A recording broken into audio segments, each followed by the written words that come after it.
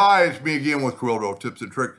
Just yesterday I made a video on this, but more of the video was how to get the lines perfectly matched with the other lines. Well, somebody's already asked how I drew that. The drawing of the part is really easy.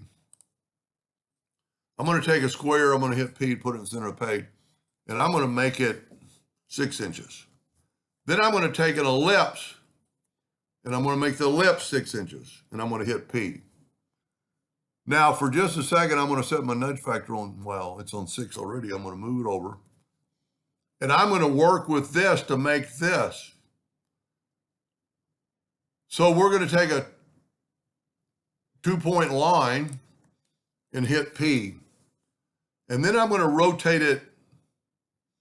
I think I rotated it 15 degrees. And then Control D and mirror it. That's about right. That's all I need to do.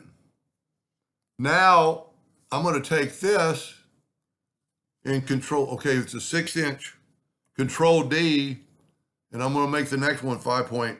I'm going to make the next one, I'm going to hit Control D and it made it 5, 4.5, 4, 3.5, 3, 2.5, 2, 1.5, and 1. Now, because we're working in the center of the page, and if you notice the top one's white, it doesn't really matter, but I think you'd want the outside black, and we're going to have the equal amount of lines. So I'm going to take this, and this is, instead of rotating these pie shapes around and filling them in, why don't we just fill them in here?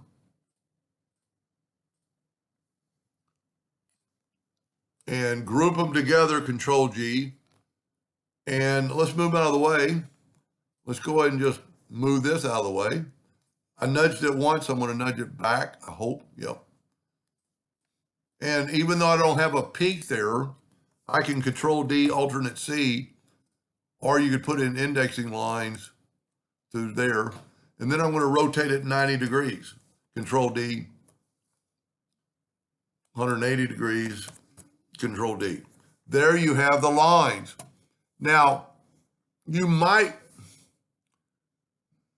don't really think you need the rings, but we could put them over here.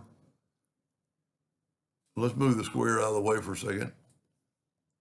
Now, you don't need the rings. It would help to have this, though. Let's put that back.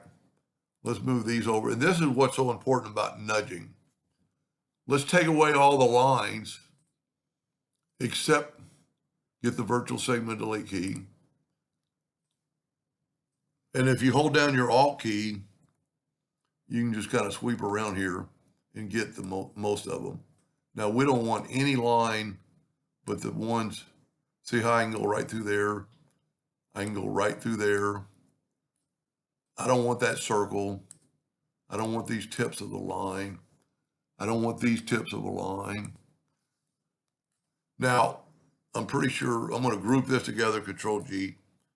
See, that's the center of the page. So I'm going to move that over, nudge that over, and probably go ahead and, you know what, I'm going to weld them together. And then I'm going to Control D, alternate C. You might not even have to do this. And I'd go and group those together. And then let's just make sure this matches. Okay, and that's perfect. Now what we're gonna, and you might need those lines for doing this next, well, you are probably.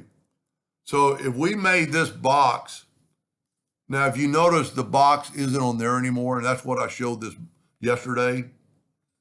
This is where you're gonna want to bring in indexing lines, at least for the first one, because it actually, Control D actually worked pretty well on that today. I'm going to take my rectangle, holding down the Shift key, and have it snap to there. And then I'm going to Control D, holding down the Shift key, and have it snap to there. And then I'm going to Control D again, and it's working.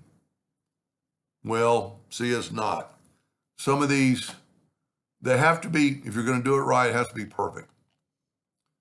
So what I would do, let me just back up here. I don't really know why it does that. I guess the contour of the circle. So let's make sure the first one's right.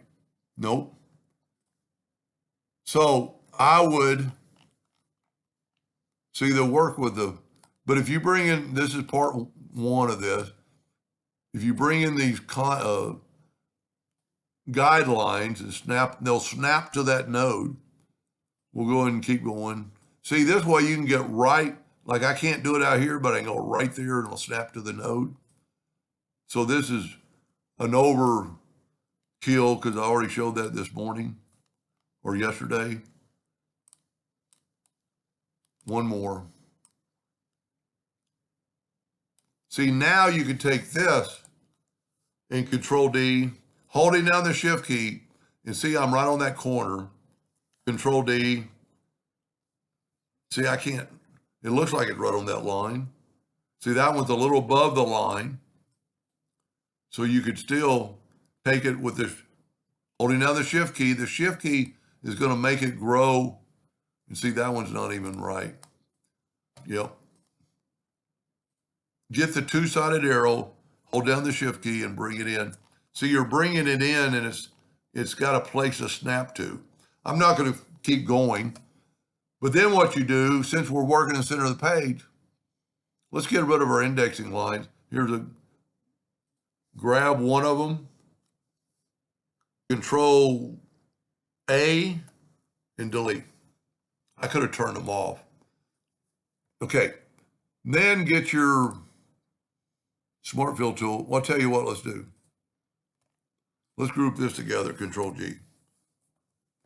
It's still in the center of the page, and this will save you a lot of time. We're going to make that one black, that one black. That's really, well, let's do one more line. Let's bring in an indexing line right there. I've got to ungroup it. Control D, hold down the Shift key.